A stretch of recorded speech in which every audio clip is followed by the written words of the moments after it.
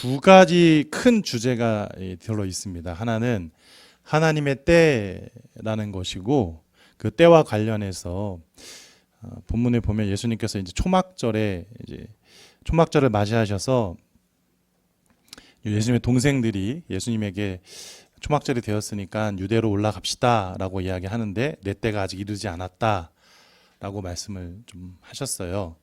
그 초막절에 관련된 그 내용과 관련해서도 좀 나눠보도록 하겠습니다.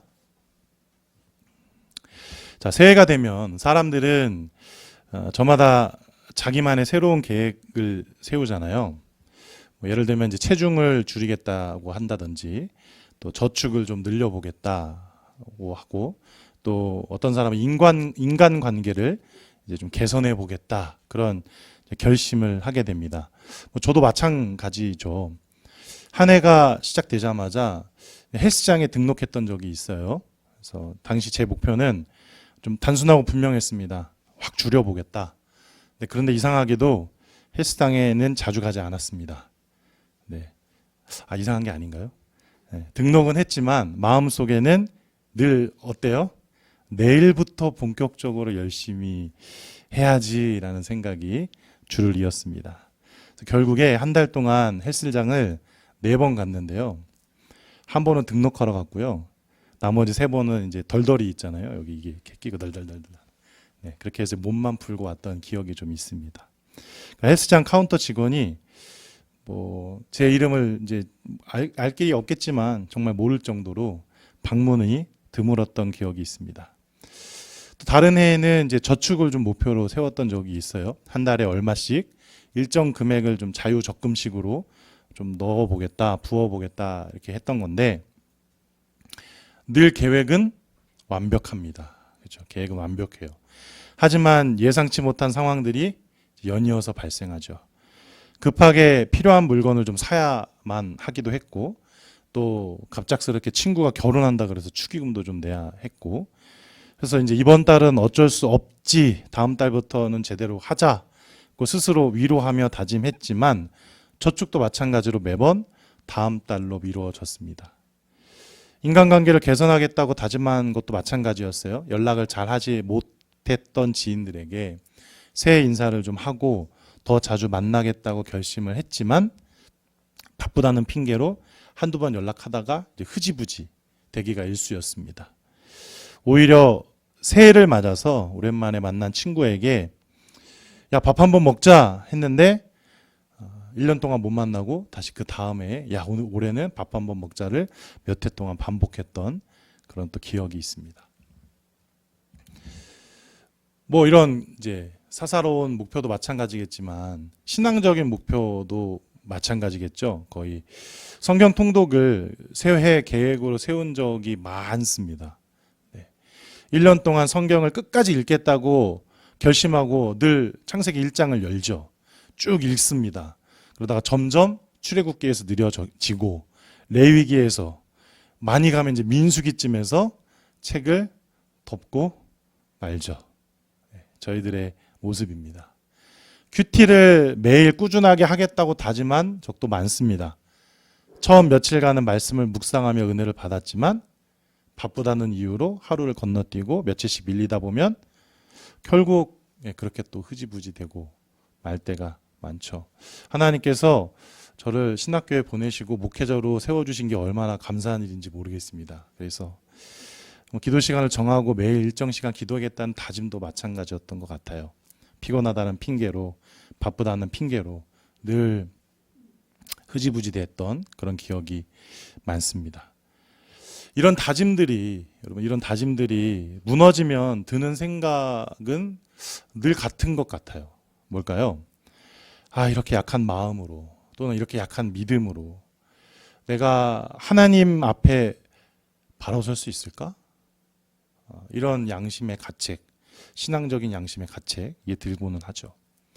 하지만 또 다른 한편으로는 이 다짐들 역시 나 혼자만의 힘으로 이루려 했던 것, 교만한 시도가 아니었을까? 이런 또 생각, 자신을 돌아보게 됩니다.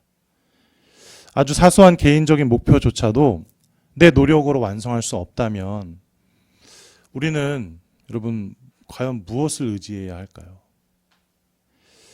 오늘 우리는 이 질문을 함께 좀 탐구해 보고자 합니다. 그리고 새해를 맞아서 우리의 삶과 다짐을 다시 한번 좀 점검해 보았으면 좋겠습니다. 하나님과 온전히 하나 되는 삶이란 게 과연 어떤 모습일까? 그것을 한번 우리 나눠보고자 하겠습니다. 본문 이야기를 먼저 좀 나눠보겠는데요. 오늘 본문 요한복음 7장은요. 초막절을 배경으로 아까 말씀드린 것처럼 예수님과 동생들 사이의 오간 대화를 기록하고 있습니다. 이 사건은 당시 유대 사회의 문화적이고 종교적인 배경을 이해할 때 더욱 의미가 깊어집니다.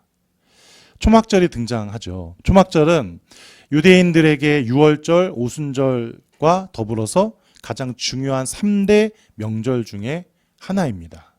그래서 모든 유대인들이 예루살렘으로 올라가야만 하는, 그렇지 않으면 이제 하나님의 진노를 받는다라고 명령을 받았을 정도로 중요한 절기죠.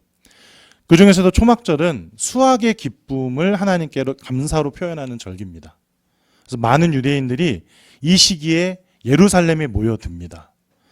명절이 맞이해서 어제도 뉴스를 보니까 정치인들이 기차역을 찾았다는 뉴스를 좀 봤어요. 이게 예수님에게도 마찬가지였을 수 있겠죠. 대중 앞에 나서기 위한 최적의 기회입니다. 그렇게 여겨지잖아요. 그래서 예수님의 동생들은 예수님께 유대에 올라가서 자신을 드러내라, 그렇게 요청했습니다. 본문 4절 보시면 스스로 나타나기를 구하면서 묻혀서 일하는 사람이 없다.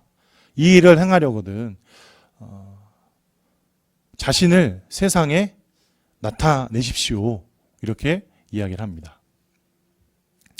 그들은 예수님께 명성을 얻을 수 있는 절호의 기회니까 이 기회를 활용해 봐라, 이렇게 조언을 했습니다.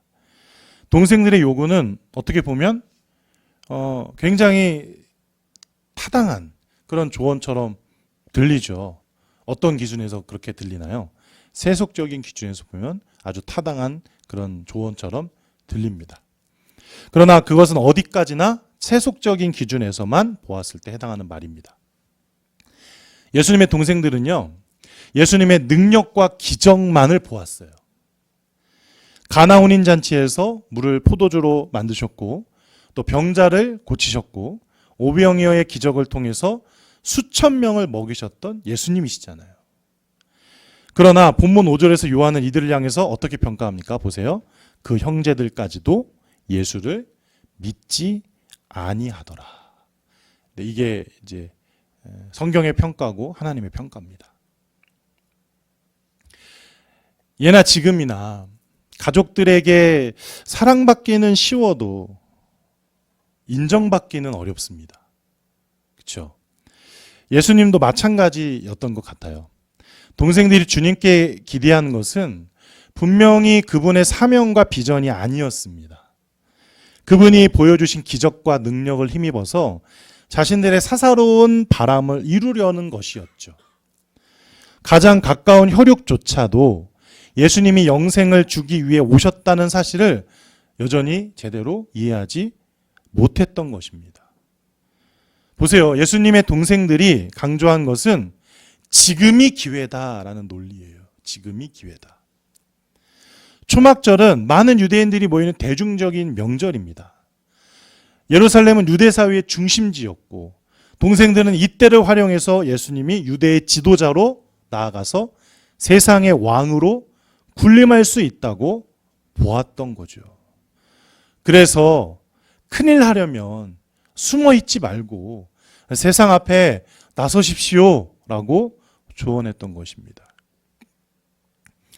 여러분, 그들의 조언은 세상적인 관점에서 보면 앞에서도 말씀을 드렸지만 전략적으로 매우 유효한 것처럼 보이지만 그 속에는 분명히 세속적인 권력과 명예를 향한 인간적인 욕망이 가득했을 뿐입니다.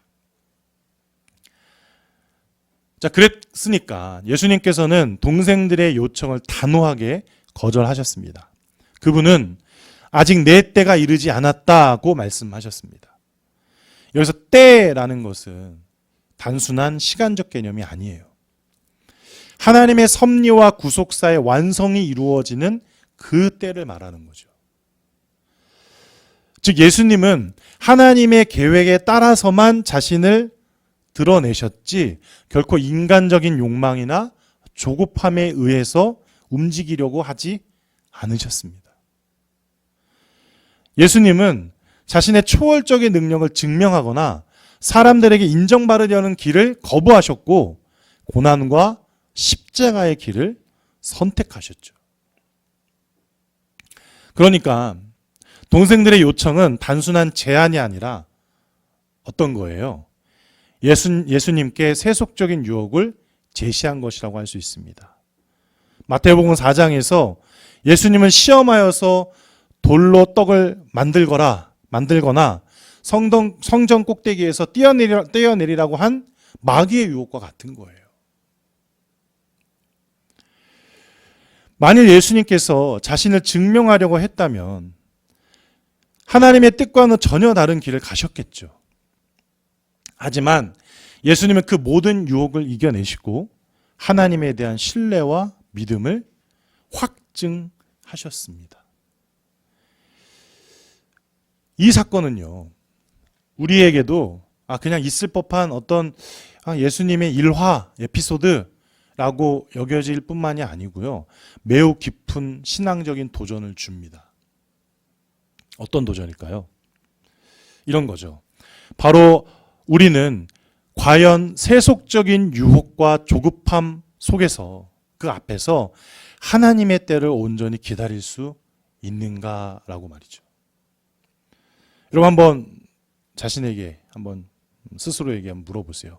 나는 과연 이 세속적인 유혹과 조급함 속에서 하나님의 때를 온전히 기다릴 수 있는가? 기다리고 있는가? 현대사회는 끊임없이 우리에게 더 빠르게 나아가라고 이야기합니다. 더 많은 것을 성취하라고 하고요. 더 높은 자리에 올라가라고 채찍질합니다.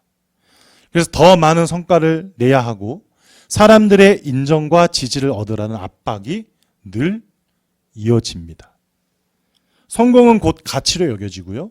멈춤은 곧 실패로 간주됩니다. 우리는 이러한 환경 속에서 과연 하나님께서 정하신 그 때를 기다리는 일이 얼마나 중요하고 어려운 일인지 알아야 하는데 잘 모르는 것 같아요. 하지만 분명한 것은 하나님의 길과 세상의 길은 다르다는 거죠. 하나님의 길은 조급한 성과를 요구하지 않습니다. 오히려 때로는 멈춰서서 하나님의 섭리를 신뢰하며 기다리는 것을 요구하죠. 기다림 속에는 우리의 믿음이 시험받고 단련되는 그 모든 것이 숨어 있습니다. 기다린다는 것은 우리가 하나님의 주권을 인정하고 그분의 뜻을 신뢰한다는 것이죠. 그러나 이게 그렇게 쉽냐는 말이에요. 우리의 삶은 끊임없이 바쁘고 목표를 향해서 달려야 한다는 그 압박감 속에서 하나님의 때를 기다리는 순종은 어떻게 평가돼요? 무기력하다. 심지어 비효율적이다라고까지 치부되잖아요. 그래서 예수님께서 초막절에 자신을 드러내라는 요청을 거절하셨던 거예요. 예수님마저도 그렇게 가셨다면 우리에게 얼마나 큰 그 부담감이 있었겠어요. 그 모습은 우리가 배워야 할 신앙의 중요한 본보기가 됩니다. 예수님은 대중의 인정과 명성을 선택하지 않으셨어요. 그분은 자신을 증명하려는 세속적 유혹을 거부하고 하나님 때를 신뢰하면서 걸어가셨던 거예요. 그러니까 우리가 세상의 소리에 따라 움직이는 대신에 어디에 귀를 기울여야 할까요? 하나님의 음성에 귀를 기울일 수 있어야 합니다. 그럴 수만 있다면 우리도 이런 생각을 하게 돼요. 예수님처럼 정말 흔들리지 않는 그 신앙의 길을 걸을 수 있지 않을까? 이 생각을 하게 되는 것입니다. 보세요. 하나님의 때를 기다리는 믿음은요, 우리의 인간적인 계획과 조급함을 초월합니다. 이것은 단순한 기다림에 머무는 것이 아니에요, 사실. 기다림 속에서도 하나님을 신뢰하고요, 자신의 자리에서 최선을 다하는 것을 의미합니다. 예를 들어서 직장에서는 빠른 승진이나 높은 연봉을 목표로 하기보다 하나님의 뜻을 따르는 성실한 삶을 살아가는 그런 태도가 우리에게 필요한 거죠. 가정에서는 내가 원하는 방식대로 문제를 해결하고 가족들을 다그치고 재촉하기보다 하나님의 때와 하나님의 뜻과 하나님의 방법이 무엇인지 함께 기도하자고 하고 함께 인내하게 되는 것입니다. 그런데 이러한 기다림과 인내보다 더 중요한 게 있어요. 뭘까요? 여러분, 한번 생각해 보세요. 더 중요한 게 있어요. 뭐가 더 중요할까요?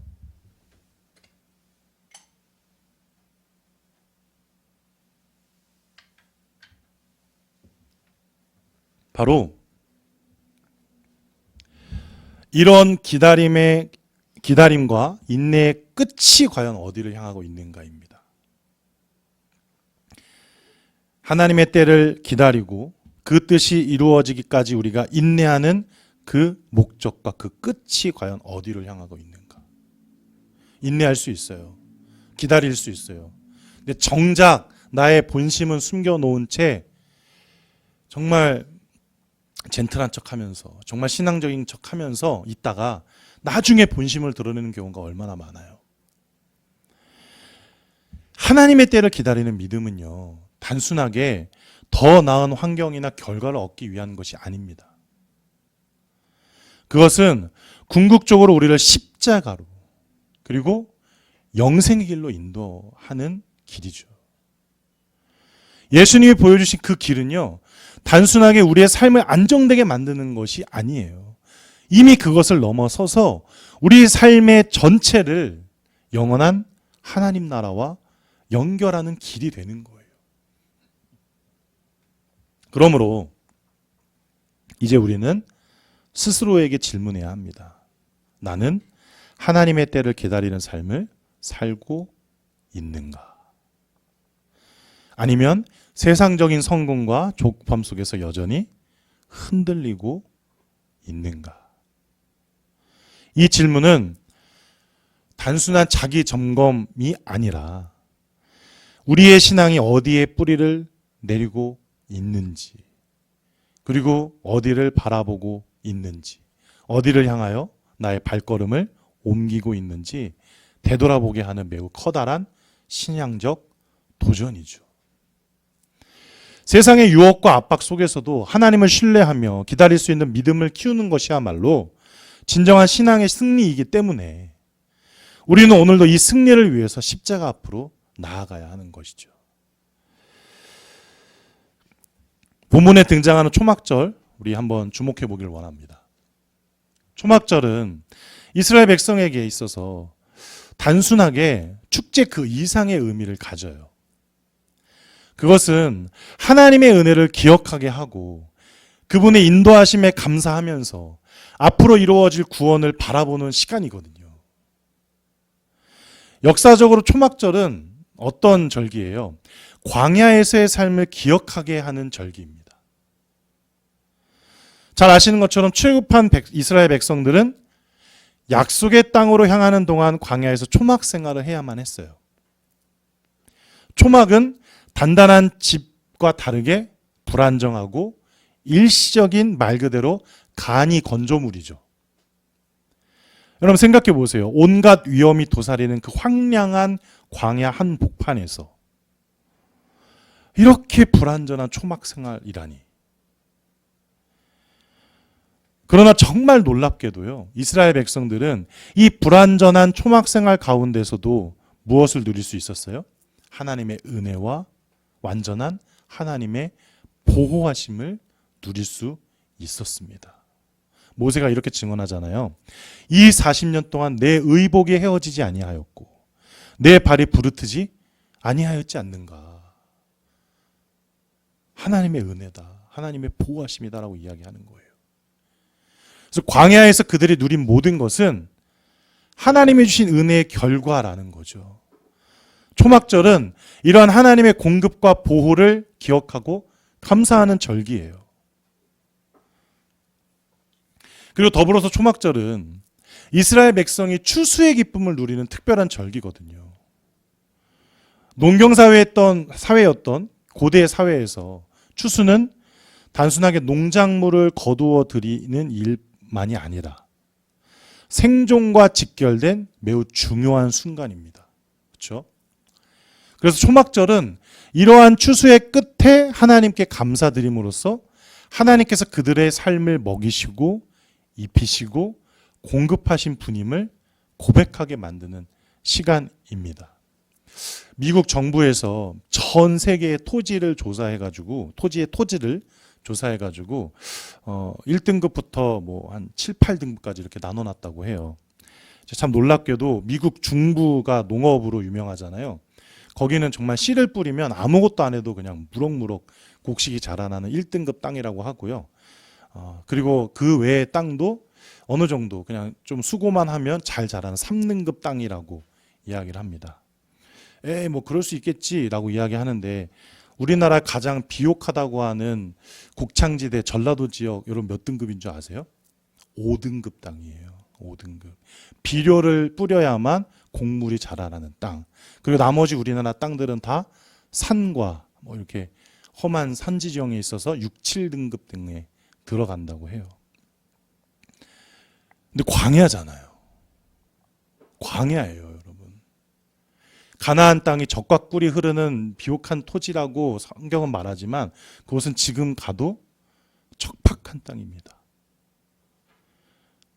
그곳에서 곡식과 과일을 수확하며 느끼는 기쁨이 있다면 그건 어떻겠어요, 여러분? 단순하게 노동의 결실을 기뻐하는 게 아니라 하나님께서 그 비와 햇빛을 주시고 땅을 비옥하게 하셨기 때문에 가능했던 그 은혜를 기억할 수밖에 없는 거예요.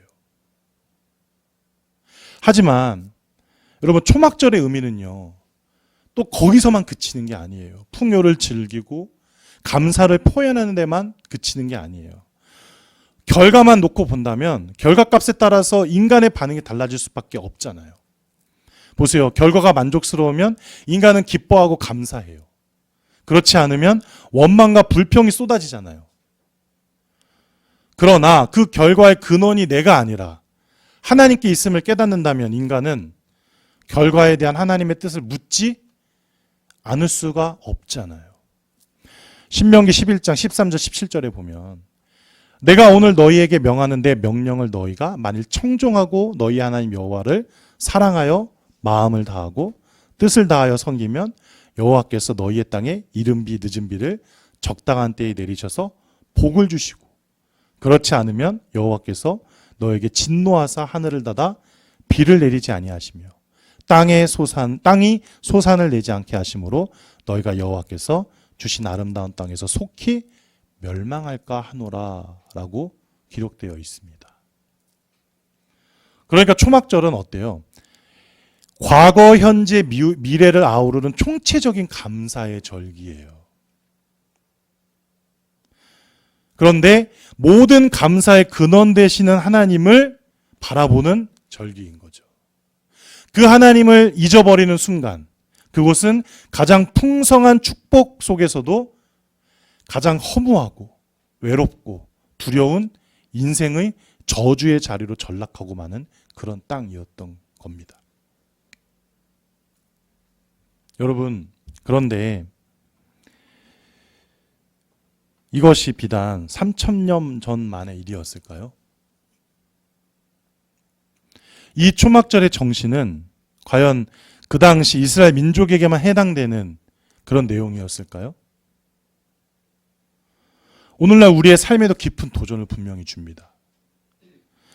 현대사회에서 우리는 종종 우리의 노력과 능력을 통해서 이룬 성과에 자긍심을 느끼죠. 그것을 우리의 공로로 돌립니다. 우리는 집을 짓고 재산을 늘리고 성공적인 삶을 꿈꾸고 그 모든 것이 우리의 의지와 계획으로 이루어진 결과라고 믿잖아요. 그러나 우리의 삶에서 하나님이 배제된다면 그러한 성취와 풍요는 진정한 의미를 잃게 되는 거예요.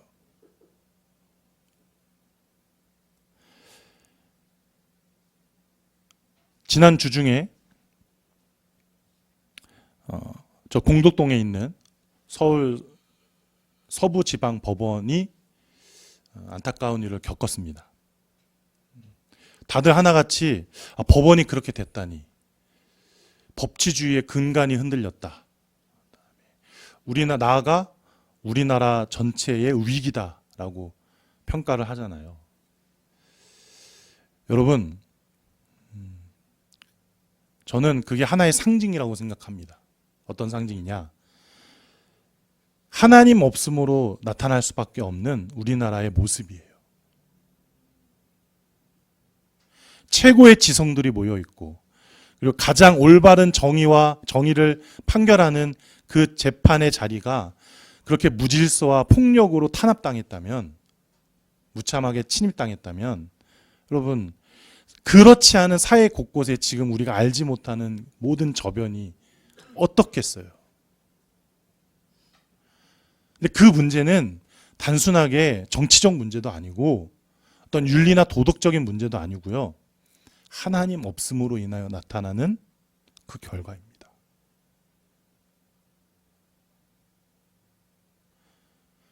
우리 신앙인들이 이걸 알아야 돼요. 정확하게 진단하고 정확하게 처방할 수 있어야 하는데 우린 너무 휘둘리는 거예요. 하나님과의 관계가 단절된 삶은 본질적으로 공허해요. 인간 내면 깊은 곳에서는 허무함과 외로움과 두려움이 가득할 수밖에 없어요.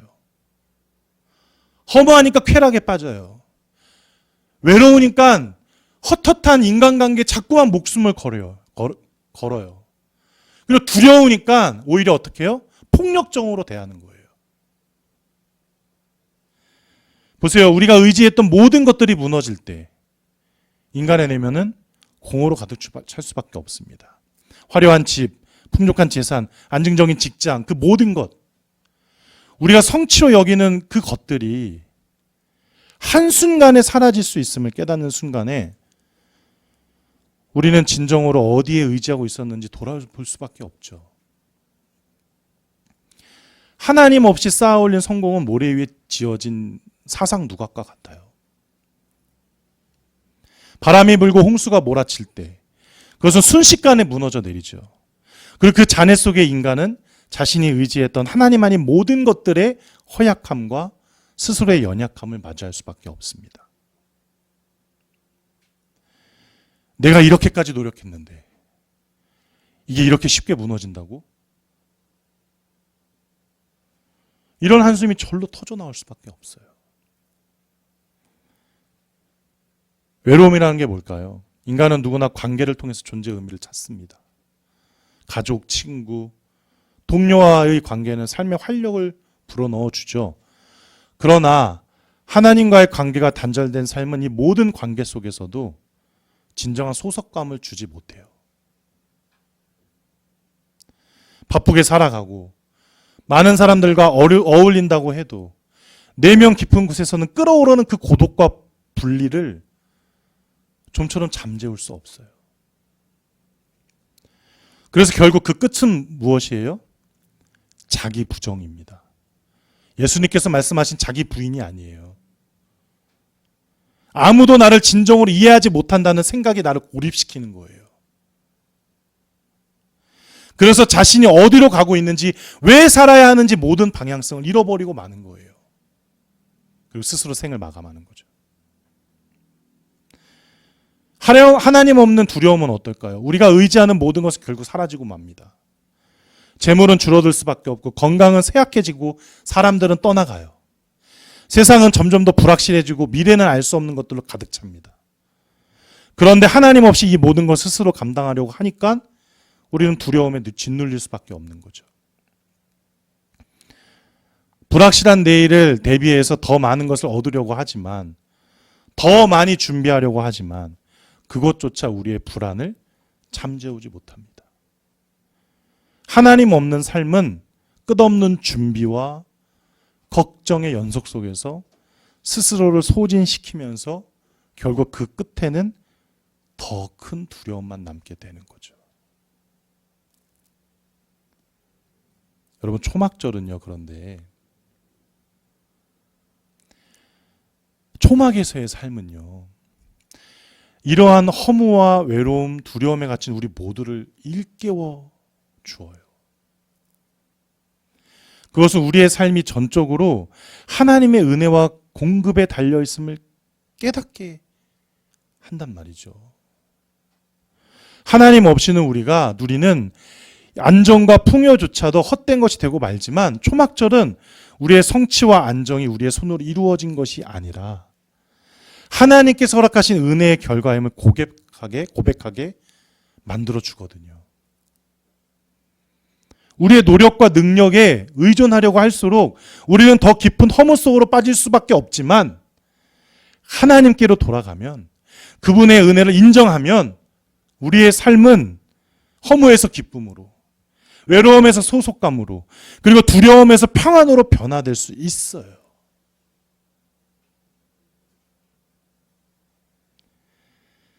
하나님 없이 텅 빈 성전이 아니라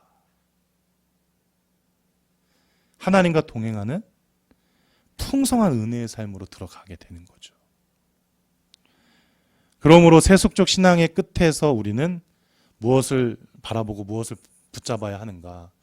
십자가를 바라보고 영생을 붙들어야 합니다. 앞의 내용을 제가 좀 심화하려고 해요.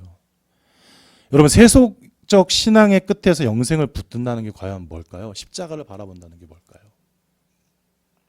한번 생각해 보세요. 초막절? 십자가? 무슨 연관이 있는 거지? 초막절의 삶은 끝난 건 아닌가?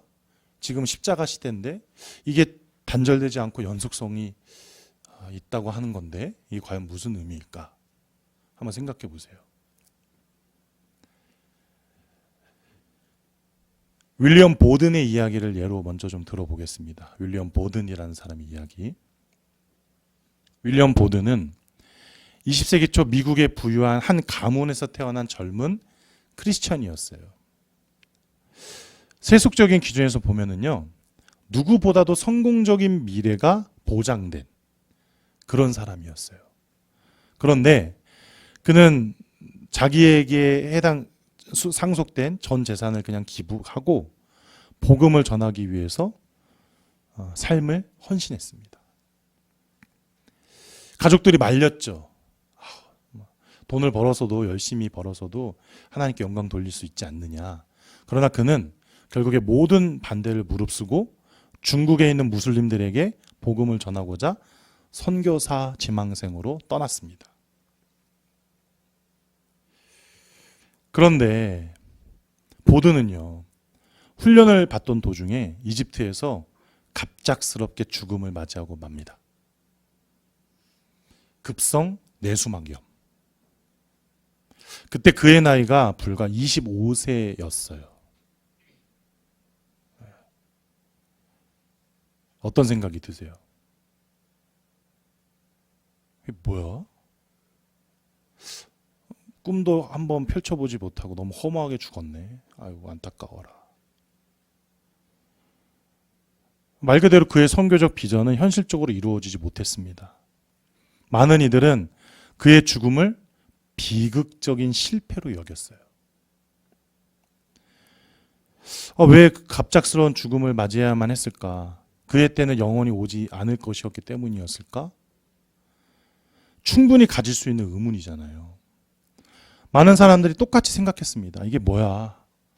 이렇게 억울하고 허망하게 죽을 바에야 그냥 미국에 있었다라면 얼마나 좋았을까? 그런데 여러분, 그 보든의 묘비에 이런 글귀가 새겨져 있다고 해요. 그리스도 안에 있는 믿음 말고는 이 인생을 설명할 길이 없다. 그리스도 안에 있는 믿음 말고는 이 인생을 설명할 길이 없다. 여러분 정말 그런가요?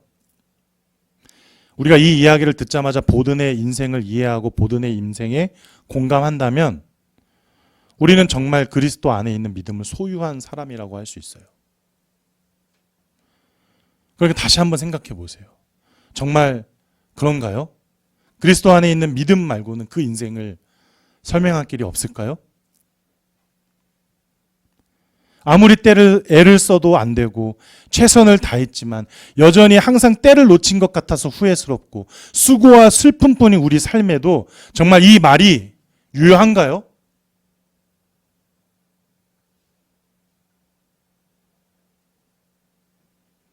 여전히 몹시 허망하며 힘들고 답답한 감정뿐이라면 그것은 우리가 아직도 우리의 삶을 스스로의 힘으로 이뤄보려는 노력 속에 갇혀있기 때문이죠.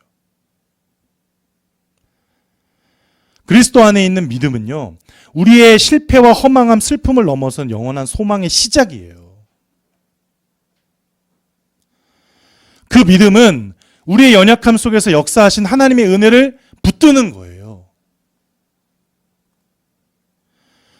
그러니까 그 은혜 안에서 우리는 비로소 수고와 슬픔조차도 하나님의 뜻 안에서 새로운 의미를 갖는다는 사실을 발견할 수 있어야 하는 거예요. 윌리엄 보든의 묘비에 새겨진 그리스도 안에 있는 믿음 말고는 이 인생을 설명할 길이 없다. 그래서 그 의미는 세속적 신앙의 끝에서 우리가 붙들어야 할 영생의 본질이 무엇인지를 강하게 지금 보여주고 있는 거예요. 보세요. 다시 말씀드리지만 보든은 세상의 눈으로 보면 안정되고 풍요로운 삶을 포기했어요. 그는 자신의 부와 특권을 활용해서 더 큰 세속적 성공을 이룰 수 있었음에도 불구하고 하나님의 부르심에 응답하면서 영원한 가치를 쫓기 위해서 자기 인생을 헌신했단 말이죠. 그런데 안타깝게 너무 일찍 죽고 말았어요.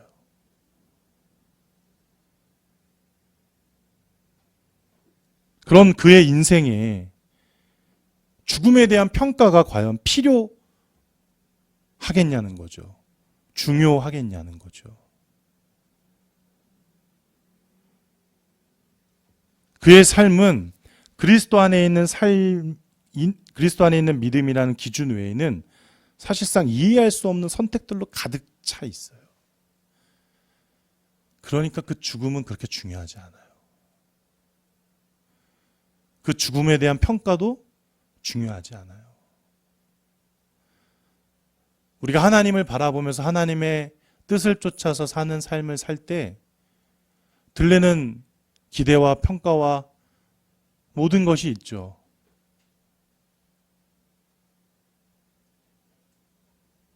내 안에 계신 하나님만 그 모든 것을 알고 계실 텐데 나아가 그 뜻과 비전을 함께 품고 공유하는 우리끼리는 알고 있겠지만 그 외의 사람들은 전혀 알 수 없잖아요. 그런 사람들의 눈빛과 그런 사람들의 평가와 그런 사람들이 전하는 그 모든 느낌을 우리가 신경 쓸 필요가 있냐는 거죠.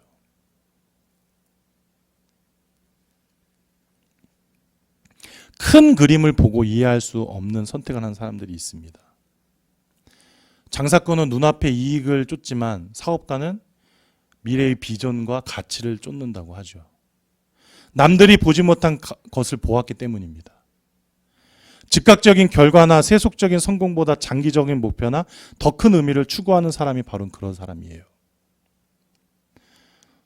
그런 사람은요, 현재의 안정과 편안함을 추구하기보다 때로는 고난과 불확실함을 선택하면서도 그 선택이 궁극적으로 더 큰 목적을 이루는 데 필요하다고 믿습니다. 특별히 그가 그리스도인이라면 지금 고난과 희생이 따르더라도 더 큰 하나님의 계획의 일부임을 믿을 수 있고 현재보다는 영원하고 일시적이기보다는 궁극적인 목표를 바라보게 되는 거죠. 여러분, 그리스도 안에 있는 믿음 말고는 이 인생을 설명할 길이 없다. 이게 올 한 해 그리고 우리 남은 평생의 인생의 목표가 됐으면 좋겠어요. 이 고백은요, 오늘 본문에 나타난 예수님의 말씀과도 깊은 연관이 있어요. 초막절을 배경으로 예수님의 형제들은 그분께 유대로 올라가 자신을 드러내라고 강하게 권유했잖아요. 그들은 초막절의 화려함과 명성을 활용해서 예수님이 대중적인 지지를 끌어올리려고 했잖아요. 하지만 예수님은 내 때가 아직 이르지 않았다고 말씀하셨습니다. 예수님께서 말씀하신 때라는 것은 단순하게 시간의 흐름이 아니에요. 하나님의 구원 역사 속에서 예수님이 걸어가실 길, 곧 십자가를 통한 구원을 포함한 모든 하나님의 섭리와 목적이에요. 그런데 하필이면 그 때가 초막절이라는 거죠. 초막절은 하나님의 구원의 완성을 상징하는 때입니다. 이스라엘 백성들은 광야에서 초막 생활을 기억하면서 하나님께 그들을 약속의 땅으로 인도하신 은혜를 기념했어요. 초막절은 그들이 누리는 모든 축복이 하나님께서 예배하신 것임을 되새기는 때예요. 근데 예수님께서 그 초막절의 때를 거론하시면서 자신을 드러내지 않으신 것은 뭘까요? 하나님의 뜻에 따라서 구원의 완성을 이루시는 그 때를 잠자코 기다리신 거죠. 한마디로 하나님은 하나님의 계획을 하나님의 때에 이루시고야 만다는 거예요.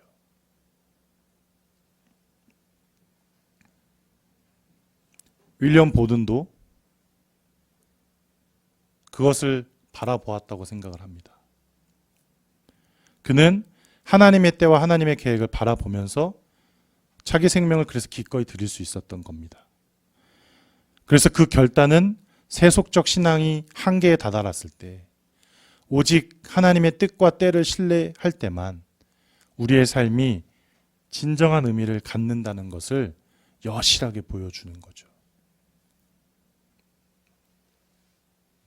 여러분, 우리는 과연 하나님의 때를 신뢰하며 세상의 때와 기대를 넘어서서 하나님의 계획 속에서 지금 살아가고 있을까요? 세속적인 성공, 명성, 안정된 삶의 유혹 속에서 우리는 과연 하나님의 뜻을 온전히 붙들고 있나요? 결론적으로 말씀드리자면 하나님께서 예수님께서 초막절에 내 때가 이르지 않았다고 하신 말씀처럼 하나님의 때를 기다리는 삶이야말로 믿음의 본질입니다. 하나님의 때는 우리의 때와 다를 수 있지만 그분의 계획은 언제나 완전합니다. 그 때와 접점을 이룰 때 우리의 수고와 슬픔도 그리고 실패와 허망함도 완전히 새로운 의미를 갖게 되는 거죠.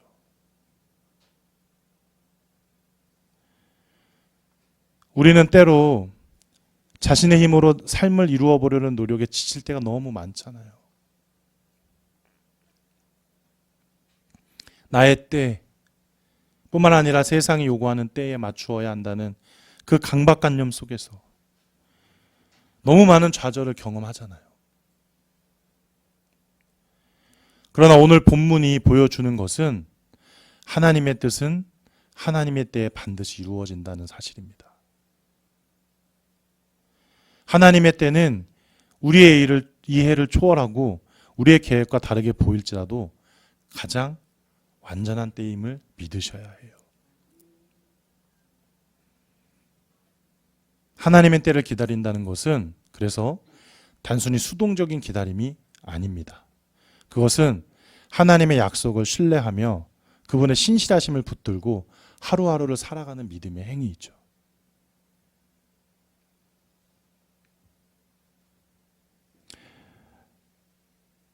우리가 해야 할 일은 나의 때를 고집하지 않고 세상의 때에 휘둘리지 않고 그 하나님의 때를 기다리는 것입니다. 늘 새해를 맞이하여서 새로운 계획과 다짐을 세웁니다. 하지만 결국 우리의 의지와 노력만으로는 그 모든 것이 어느 것도 쉽게 이룰 수 없음을 깨닫잖아요. 우리는 모두 그만큼 부족한 거예요. 내가 세운 계획과 다짐마저도 실패할 만큼 부족한 거예요.